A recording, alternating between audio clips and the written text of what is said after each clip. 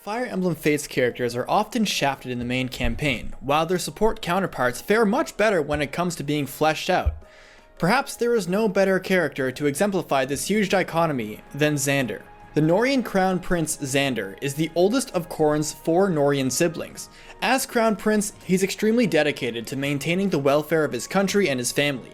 In both the main campaign and his supports, he often displays the persona of a disciplinarian and somewhat as a moral compass for the cast thanks to his age and position. Regardless of whether we're talking about Father Xander dishing out encouraging advice to his son Sigbert, or Brother Xander telling his dumbass little prince or princess that justice is an illusion, a lot of Xander's character revolves around him being a wise older brother. Along with being a wise, empathetic big brother to his younger siblings, his next defining character trait is his intense dedication to the welfare of his country. Often being compared to Camus, Eldigan, and Percival, his dedication to his home country is so strong that it eventually will lead to his demise. While Xander's character revolves around these two traits, he expresses these traits in completely opposite ways between what he says in his supports and what he does in all 3 campaigns. Support Xander properly fleshes out his character and showcases his love and dedication for his family and his country in a variety of ways. It does an excellent job, revealing his sense of justice and thoughts on the current conflict as it's happening. All in all, Support Xander is great. On the other hand, Story Xander utterly fails at being a likable character at all, chiefly due to his sense of righteousness being pushed aside, his love for Corrin, his family, and Nor being completely sidelined in favor of following Garen's orders at every whim. Lastly, his bravery established in his supports gets entirely replaced by displays of cowardliness, and for some reason, it's framed as being noble behavior at the end of the games. Don't get me wrong though, Support Xander is fantastic. Nearly all of his supports are well written, heartfelt, and help establish him as a much deeper character that is on display in the main story. To get a better understanding of the fundamental differences between both Xanders, it's worth establishing his relationship with his siblings, as part 1 of this 2-part video is going to be focused more on his family, rather than both his family and his sense of justice. So let's begin with Camilla. In their B support, Camilla tells Xander that his role in the family is to be a pillar for them to depend on, stoic, distant, and attentive towards the war effort above all else, including the welfare of his siblings, while her own role is to be the central caregiver. Upset by her belief, Xander tells her, "Our family weighs at least as heavy on my heart as our kingdom's war efforts." Camilla then challenges her brother to some sibling trivia. Then, after many 100% passes later, Camilla becomes completely floored by his extensive knowledge about his family's hobbies, quirks, and preferences, and she eats her words. Later in their A support, Camilla pledges to denounce any misconceptions others may have regarding Xander and his care for his family, but he tells her that it's not necessary for her to do that. He admits to her that his image of being a stern and stoic older brother was intentionally cultivated, and he would prefer it to stay that way. There are 2 major takeaways from his support with Camilla. 1, he understands the scale of his role as Crown Prince and is willing to forfeit his real feelings and sentiments towards his family for the greater good of Nor's future. And 2nd, that those feelings and sentiments are greater to or equal than the war itself, and has been that way since the war started. This support helps Xander feel more of a human being. It's a unique support in the way that Xander doesn't develop from C to A through events that unfold in the conversations like they traditionally operate. He's able to feel more relatable as a person because it gives the player an idea of how Xander thinks by placing us in his boots, and it opens discussion on where Xander's priorities lie. It also doesn't make Camilla look like garbage, which is a pretty big positive too. His support with Leo develops in an analogous way. In C, Xander approaches Leo and tells him that he noticed him raise his hand, then lowered it while Xander was saying something during one of their war meetings. Upon hearing this, Leo hesitates to answer, but Xander can already tell what's going on. He tells him that if he has any issues with his proposals, that he should not hesitate to speak up. Leo understands his suggestion, but his reasoning behind staying silent suggests that he feels too inadequate when compared to Xander. Despite both having regal status, Leo fervently claims that that doesn't give him the grounds to question his brother. In B, Xander approaches Leo once again and brings up Leo's point that they aren't the same. He tells him that he's actually grateful that they are so different and doesn't expect him to follow in his footsteps at all. However, it doesn't seem to make Leo feel any better. In fact, it makes him feel even more inadequate. He begins to tell him that his decision to practice magic was done because Xander chose to focus on swordplay. Doing so gave him hope that he could escape his brother's shadow, but claims it didn't have the intended effect that he wanted. Leo apologizes for acting so petty and quickly leaves. Throughout C and B, Xander's observational skills start to shine even brighter as he can tell that something is up with Leo from his hesitancy. Additionally, consider what Xander does after seeing this behavior. He immediately confronts Leo about it. Twice. Xander's conflict here is clear. He feels bad that Leo feels bad. So in A, he tries to make his little brother feel better. He tells him that the reason he seemed to be one step ahead of Leo all the time is that Xander has not only been training for longer, which would naturally put Xander above Leo, but it was also Leo's own ability and capability that pressured Xander to drive himself to become better. He says, "That's only because I had already been training for years. It's only natural. Yet even with my advantage, you were closing the gap between us so quickly. If you had destined me, the eldest prince, I would have failed as your brother. That's part of why I tried so hard. As your brother, it's my job to stay one step ahead. I value you more than you know." And finally, after those words of encouragement, little Leo feels better about himself and vows to speak up against Xander when he can.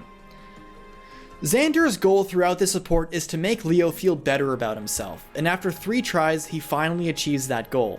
It's all to show that Xander cares greatly for the well-being of his family above all else. It's his job to stay one step ahead of his younger brother, and failing to do so would be, according to Xander himself, a failure at being his older brother. All in all, it's a nice support. The player gets to see Leo's self-doubt play out and get resolved. And it's a believable problem too. Middle child syndrome is an actual thing, and it's one I'm sure a lot of people can relate to. In my opinion, this support excels at showcasing a real problem some siblings have being dealt with in such a positive way. It makes Xander look like a good guy, and makes Leo a more relatable character than he portrays himself as. His support with Camilla and Leo reveal that Xander is incredibly attentive to his family's concerns, and very dedicated to their well-being. His assertion to Camilla that the welfare of his family weighs just as much on the war itself is evidenced by his care for Leo's predicament. Xander doesn't reach out to his brother because his feedback can help win the war. He does it because he just loves him. That said, his love for his family also includes Corrin. Interestingly, despite Corrin not actually being part of the family by blood, Xander seems the most empathetic towards his adoptive sibling. In fact, one could argue that his dedication to Corrin's happiness is greater than those of his real siblings. Now, that's not to say he's a Corrin sexual, because he isn't. He's just way more caring and mindful than one would expect. Their C support begins with Xander doing intense training and explaining how he needs to train relentlessly for the people of Nor. Corrin laughs and tells him that even after years, he's still the same Xander. Curious, he asks her what she means. She tells him that when she got lonely back in the fortress, he would always come stay with her until she got sleepy, and afterwards, he would leave to continue his training late into the night. The memories give her feelings of nostalgia, and she asks if they could train together sometime just like old times. "That's the best idea I've heard all day, but it can't be like old times. This time you and I shall train side by side. No more lonely northern fortress for you." The nostalgic memory from Corrin literally shows Xander putting the well-being of his family before his duty as a prince, and further solidifies his own claim that the war, and even perhaps his own personal development, isn't as important as the welfare of his siblings. Obviously, Corrin isn't blood-related, and Xander knows that. Yet, he treats her like one, even at whatever age he was at the time, and the line, "No more lonely northern fortress for you," comes off as informal and fraternal. It feels intimate and caring. It shows that Xander understood Corrin's own struggles growing up by herself, isolated from him and his family, and knew what made her feel better. And apparently, nothing has changed about him. He was always like this.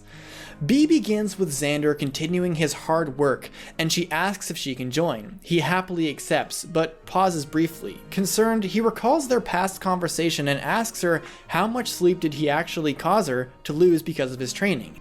Because he can recall how hard it was for her to wake up in the morning sometimes. But she tells him that his training actually made her feel safe and helped her fall asleep. Corrin then notices that Xander is still bothered by something. She says, "You're swinging your sword so fiercely today." with a wild look in your eyes. It's the same you always had on nights when you and your father would argue. It turns out that Corrin is right, and Xander does have a lot on his mind. Yet, he tells her that he doesn't regret any of the decisions he's made, and believes that the path he's following is the right one. They then continue their training after this mutually enjoyable exchange. The ability for Corrin to remark on Xander's mannerisms in such a precise manner is indicative of how close these two know each other and care for each other. And it makes for a more interesting comparison between the supports that Xander has with her and his actual biological siblings. It seems like, despite Corrin being related by circumstance, their relationship feels like the most authentic and relatable bond either one has. It's not specifically said what Xander is dwelling on, but it seems to be regarding Garen. A begins with another sparring session, but Xander asks Corrin if she meant it when she said she prefers to hear what's on his mind, and she reaffirms her claim, opening the door for Xander to get into an unexpected display of introspection. You were right about me taking out my anger against my father during my training. Sometimes being crown prince means following the king's order no matter what, but there were times when I felt his command cross the line. Sometimes it didn't feel like he was trying to benefit the kingdom at all, just himself. Having to do things I didn't believe in weighed heavily on my heart. Now I'm wise enough and brave enough to stand up to father, but back then, those were the nights you spoke of, when I swung my blade like a wild beast. The self-disclosure greatly relieves him, so he continues. I never thought I'd tell you that. I always tried to shield you from such things. A sword is a strange and beautiful thing. Sometimes just one swing of your blade can communicate more than a lifetime of words. Thank you for listening, Corrin. Both to my blade back then and to my words now. It's thanks to you that I don't feel alone anymore. Corrin is understandably moved greatly by his words, and is incredibly thankful that she can be the one for him to express himself and not to feel alone anymore. In fact, she admits that being able to be there for him, like he was for her during her childhood, was something she always wished for. The heartfelt conversation ends with Xander promising her to let her in. This conversation also implies a significant growth for Corrin as well. Xander letting Corrin in, and her mentioning this kind of role reversal that has been undergone, is a sign of Corrin becoming more emotionally mature over the course of her lifetime. It also pretty much confirms that whatever issues that Xander was dwelling on from their B support is very likely to be regarding Garen or the war over the course of the campaign. Xander tells Corrin that he knew Garen's orders could be unfair and out of selfishness, and relieving the frustration through training was a coping mechanism. We see that Xander having to follow Garen's orders took a toll on him. But now it seems like he's brave enough to confront him and protest his decisions. It actually feels like these two have a history together. Camilla's and Corrin's feels like it goes absolutely nowhere until male Corrin proposes. Leo's is decent, but it doesn't really do anything with the relationship the two have with one another. And Elise's certainly isn't anything to write home about. His deep care for his family extends onto his retainers as well. In his Lazo support, he urges him to take better care of himself, as the thought of losing his retainers again would be incredibly hard to bear a second time. This is all to say that Xander is much more loving towards others than he lets on. He shares a profound love and dedication for his siblings, and has unique and actual heartwarming relationships that exposes his vulnerabilities and insecurities. If Xander wasn't relevant in the main campaign, and I only had support Xander's supports with his family and closest allies to review his character, he would already be on his way to becoming the best character in the cast, the best commu archetype in the series, and up there with being one of the best characters in the franchise overall. But therein lies the problem. There's an entire other character that contradicts almost everything he establishes regarding his empathy and care for the welfare of his family, his allies, and his people from his supports. And that character's name is Story Xander. Whew. In the main campaign, when it comes to family, and especially Corrin, Xander behaves in a much less loyal, loving, and brave way. For this segment of the video, bear in mind what has been established about support Xander so far. The feats that support Xander has disclosed from his past, particularly his courageousness to engage Garen in yelling fights, and pre-established love for Corrin, is entirely contradicted from the offset of the game. Consider Xander's following of Garen's brutal orders to kill Renka and Kaze, leading him to literally trying to injure Corrin in the process, back in the early game. Given their relationship before the game even starts, the game provides absolutely no reason why Xander would behave in such a sheepish way to his father. Where is the bravery he was talking about before? What did Xander hope to accomplish by striking at Corrin? Did he want to disable her? Did he intentionally want to harm her for Garen's sake? What would happen if Leo wasn't there? While it's understandable that Xander should suspect Renka and Kaze because they're Hoshiden trying to injure someone he cares about over her refusal to kill already badly injured Hoshidans because Garen said so is inexcusable. And while it's possible that Xander was trying to deceive Garen just like Leo did, which honestly doesn't seem that way and is a stretch to say, it certainly isn't an excuse to put Corrin in danger. What is worth taking away from this odd exchange is that Xander's established love displayed for Corrin is completely absent and stays that way in all 3 campaigns. Less so for Conquest for obvious reasons, but still. To add insult to injury, not only does it make Corrin feel like a stranger to Xander, but it forces Xander to act really stupid. Xander starts to truly become 2 people from the offset of Birthright. In chapter 6, after Corrin tells Xander that Garen is pure evil for setting her up to destroy Hoshido, he says, "Father, evil? How could you say that, little prince?" Based on Xander's sentiments on Garen before the game even starts, his clear suspicion about the Ganglari, his concern for Corrin's safety when Garen lets Hans join her, and his own direct disobeying of Garen and Yago's orders by helping Corrin, Xander is completely floored and upset at Corrin's accusation. An accusation backed by solid evidence that he himself had witnessed. Xander's ignorance to the possibility of Garen being evil, despite everything established before the accusation, implies that Xander is either A, extremely forgetful, or B, is just upset that Corrin is betraying her family and isn't thinking rationally. However, the issue with both these possibilities is that not only are they both stupid, they are frustratingly uncharacteristic of Xander. Consider Corrin's origins. It's unclear if Xander knows about Garen assassinating Sumeragi, and to be honest, it's hard to imagine him not knowing. He is aware that Corrin is a captured Hoshiden, and is probably also aware that one day his family might want him back. Corrin's quote-unquote betrayal seems a lot less insidious considered she was kidnapped. If Xander really cared about Corrin, he should say, "Look, I'm really sorry for keeping secrets from you, and I'll follow up on those claims about Garen, but please come back." Instead, we get a temper tantrum that childishly abandons any established relationship between him and Corrin by yelling, "Fine, get bent, traitor." Also, brainwashed? Really, Xander? With what? The truth? It's alright for Xander to continue attempting to persuade Corrin into rejoining Nor, but he ought to be able to understand Corrin's wavering loyalty more so than anyone else in the family.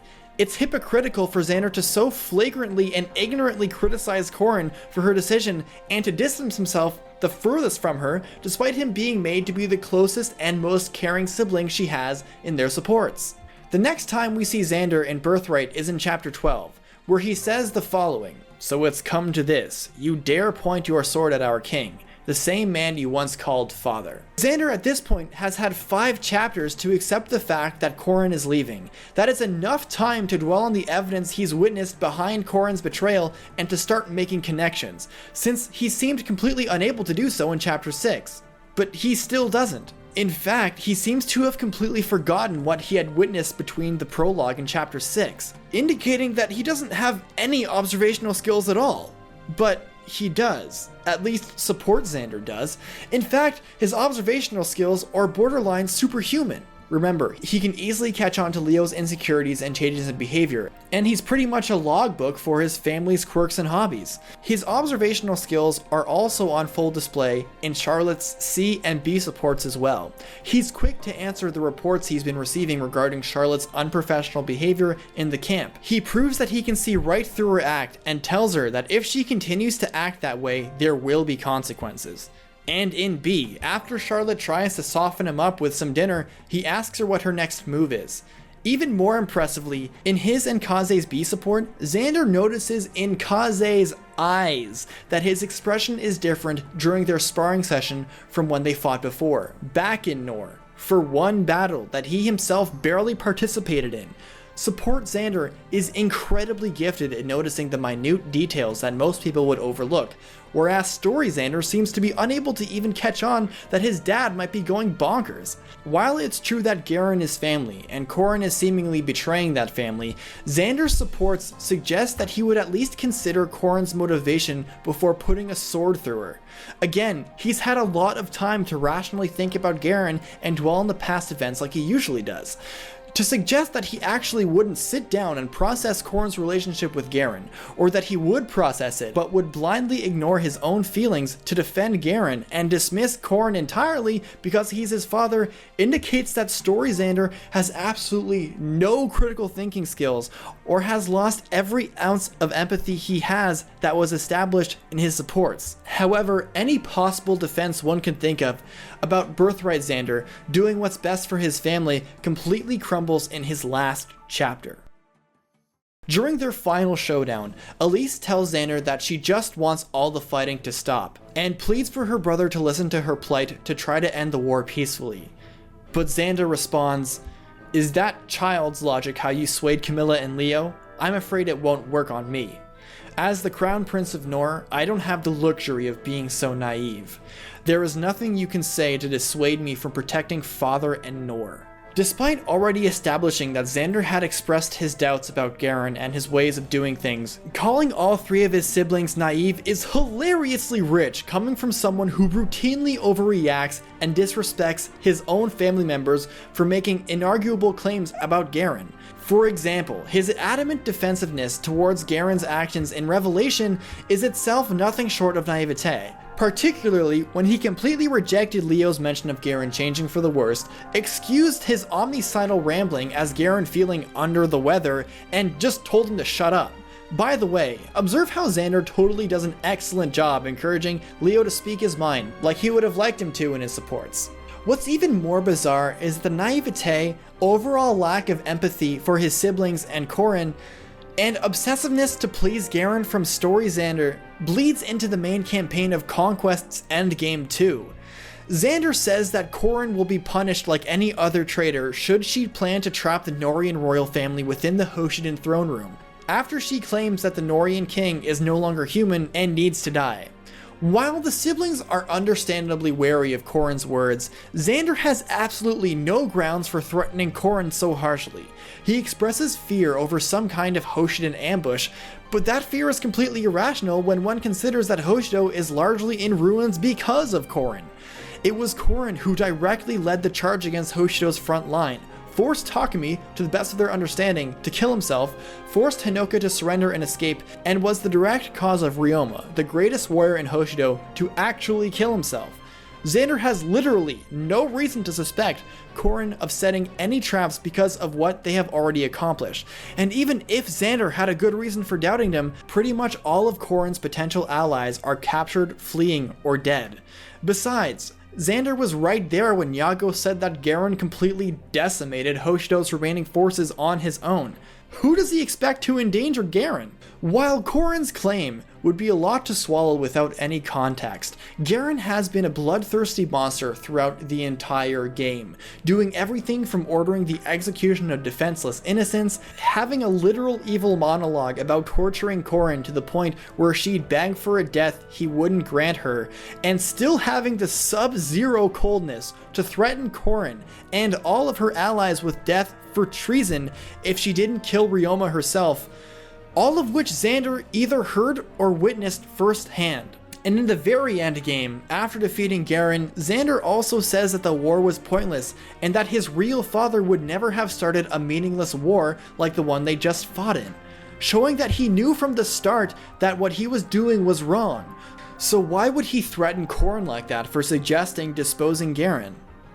Better yet, what possible reason does he have for not trusting Corrin after choosing to return to Nor and then fighting at their side until the war was over?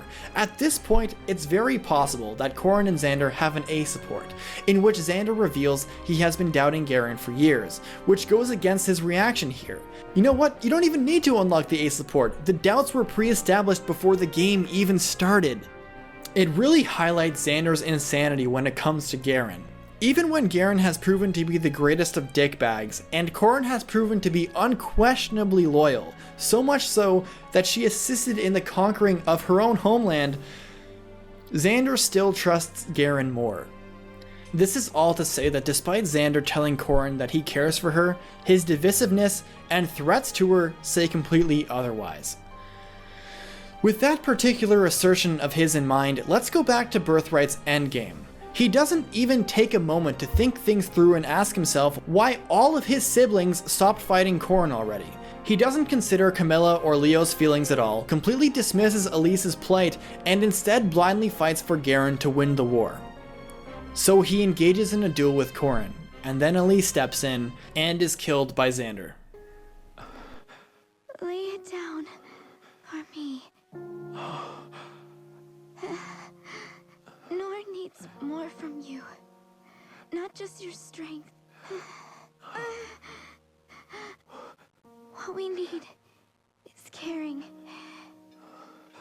and a warm hand, and tears.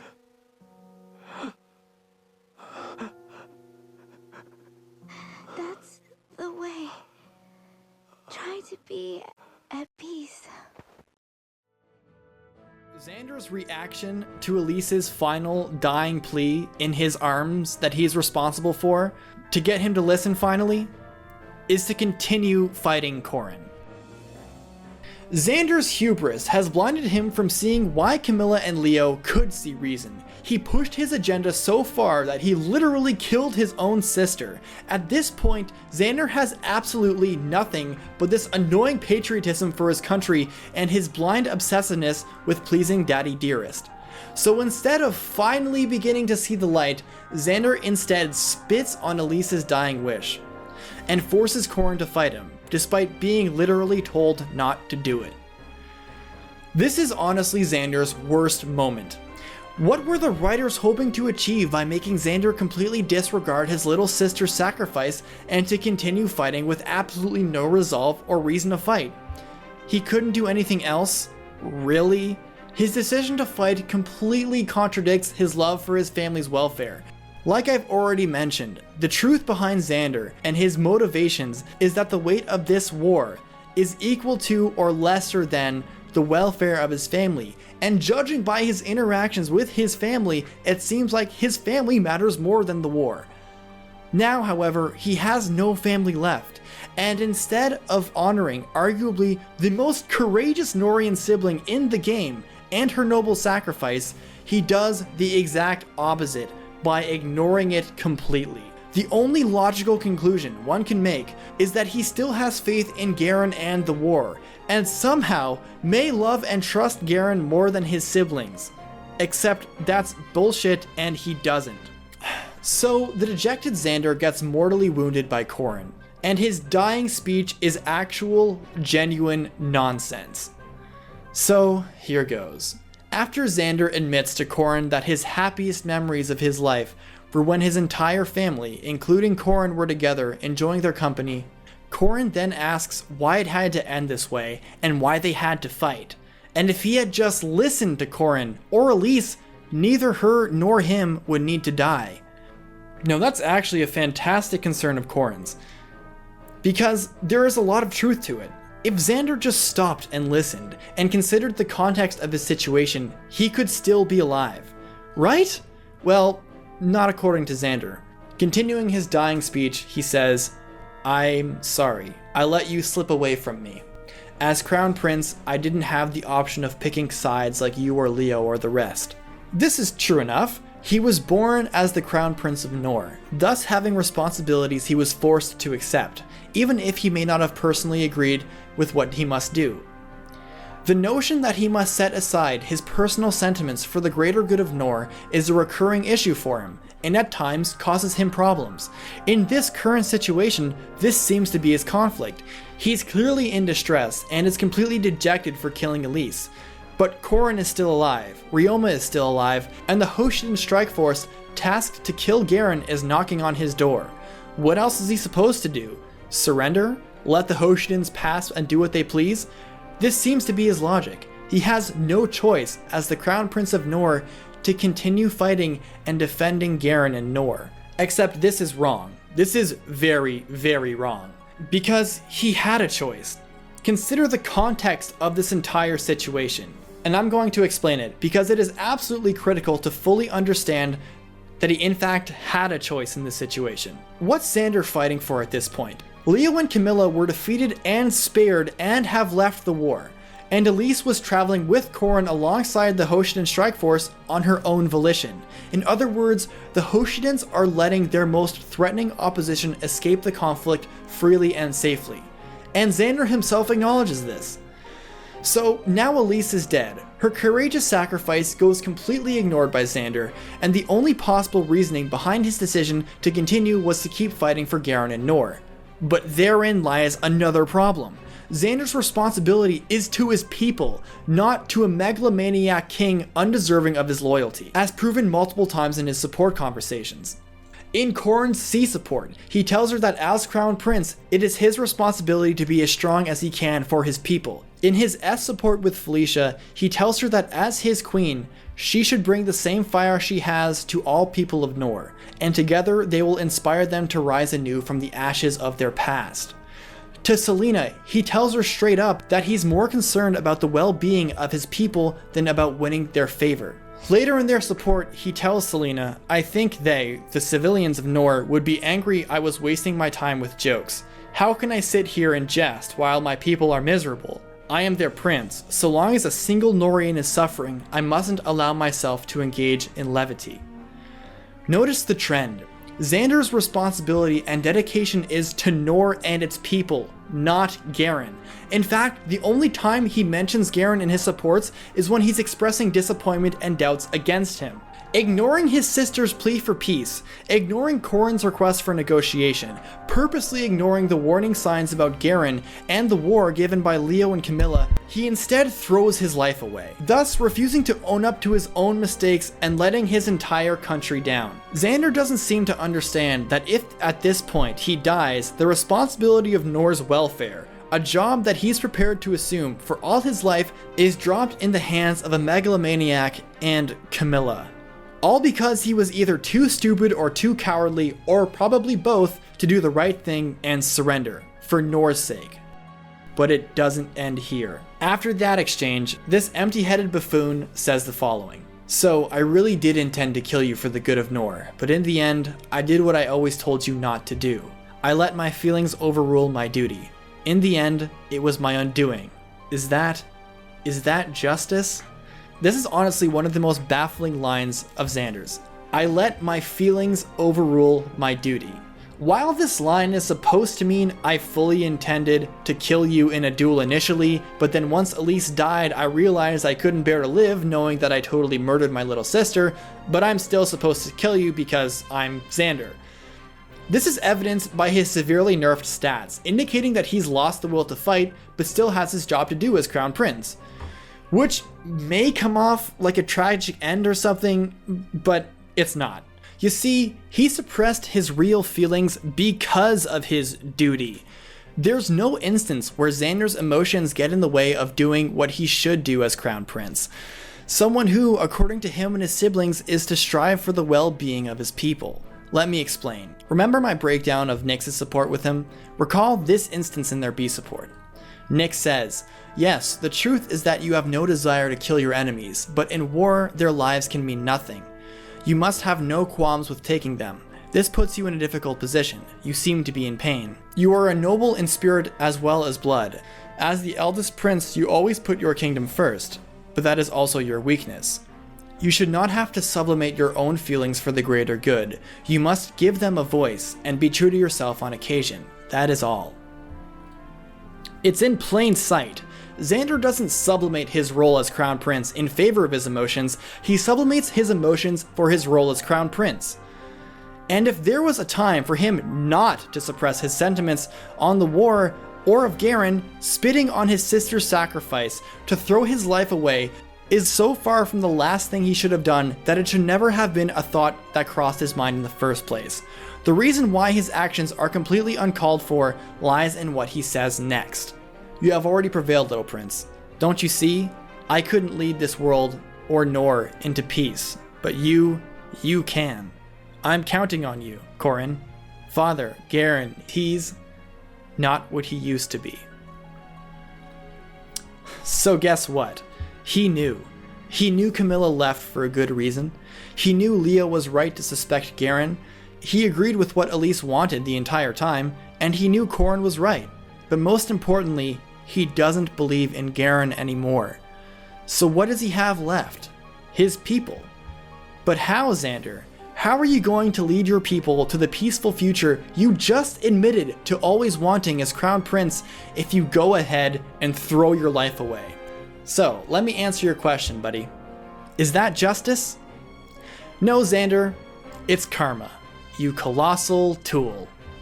If somehow Support Xander wound up in this exact situation, he would honor his sister's brave sacrifice, consider the context of his situation like he tends to do anyway, listen to himself like he always wanted to do, finally put his trust back in Corrin as the rest of his siblings have already, and at the very least negotiate peace. And if that wouldn't work, Xander should bravely face his father like he said he did in the past and do the right thing for the countrymen he so devoutly serves. Stand up to the guy.